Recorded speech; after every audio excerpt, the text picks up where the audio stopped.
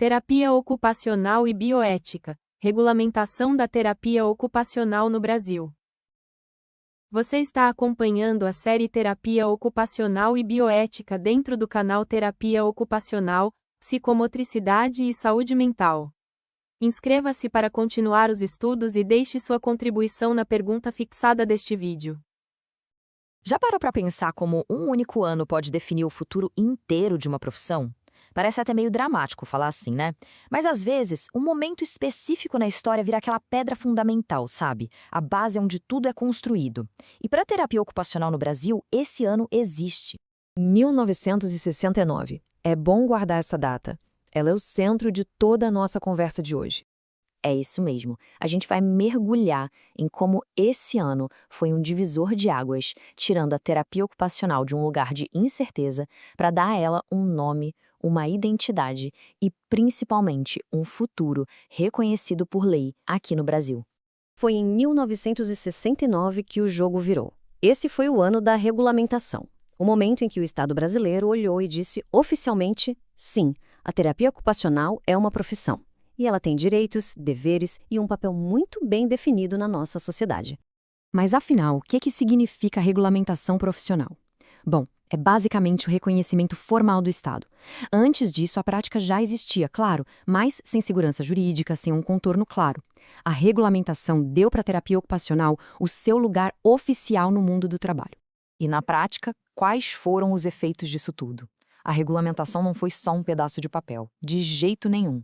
Ela provocou uma série de consequências muito concretas e, olha, extremamente positivas para todos os terapeutas ocupacionais e para a área como um todo.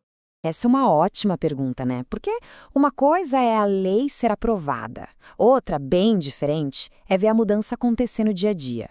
Como é que essa nova identidade legal se transformou em avanços de verdade para a profissão? Então, o ponto central é esse. A mudança foi gigantesca. A regulamentação trouxe mais respeito e abriu um monte de portas no mercado de trabalho. Deu segurança para os profissionais poderem trabalhar sem medo e ajudou a organizar os cursos, a formação. De repente, a profissão tinha uma base sólida para poder crescer.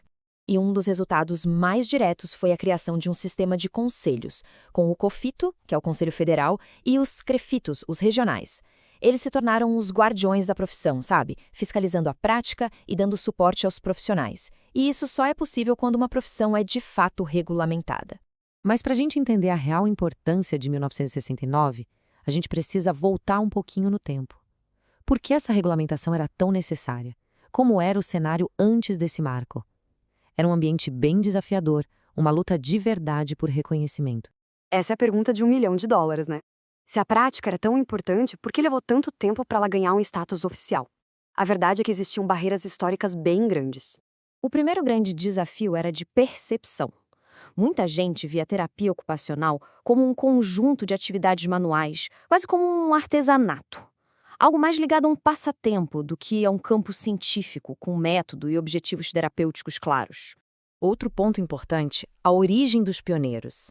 Como eles vinham de áreas já estabelecidas, tipo engenharia ou enfermagem, foi bem difícil para a terapia ocupacional se firmar como uma área com um objeto de estudo próprio, e não só como um braço de outra profissão.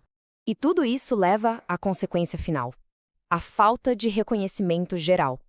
A sociedade e até mesmo outros profissionais da saúde simplesmente não entendiam qual era o papel e a importância de um terapeuta ocupacional. Era um ciclo vicioso de puro desconhecimento. Então, agora que a gente entendeu os desafios, vamos focar nas viradas de chave, naqueles momentos que todo estudante e profissional da área precisa ter na ponta da língua. São os pilares que sustentam a profissão hoje. A história é construída em momentos-chave. Primeiro, lá na década de 1950, com os primeiros cursos, que criaram a base da educação. E depois, o grande salto em 1969, com a regulamentação, que deu a legitimidade legal. Um não existe sem o outro, né? Primeiro a formação, depois o reconhecimento. Olhando para essa jornada toda, o que essa história significa para a terapia ocupacional hoje em dia? Qual é o legado que essa construção deixou e por que é tão importante a gente não se esquecer dele? Conhecer essa história não é só decorar datas e fatos. É sobre fortalecer a identidade, valorizar essa caminhada e, acima de tudo, afirmar que a terapia ocupacional é uma ciência. É entender que cada passo dado foi uma conquista na construção de uma profissão que é essencial. E para fechar, essa citação resume tudo de forma perfeita. A profissão não nasceu pronta. Ela foi moldada por desafios, por lutas e por vitórias. É uma construção que continua acontecendo. E conhecer as fundações nos permite construir um futuro ainda mais sólido. A pergunta que fica é: quais serão os próximos desafios a serem superados na construção dessa história? A regulamentação de uma profissão também revela o modo como a sociedade reconhece sua importância e constrói sua legitimidade ao longo do tempo. Se esta aula contribuiu para o seu aprendizado em terapia ocupacional e bioética, curta, comente e compartilhe.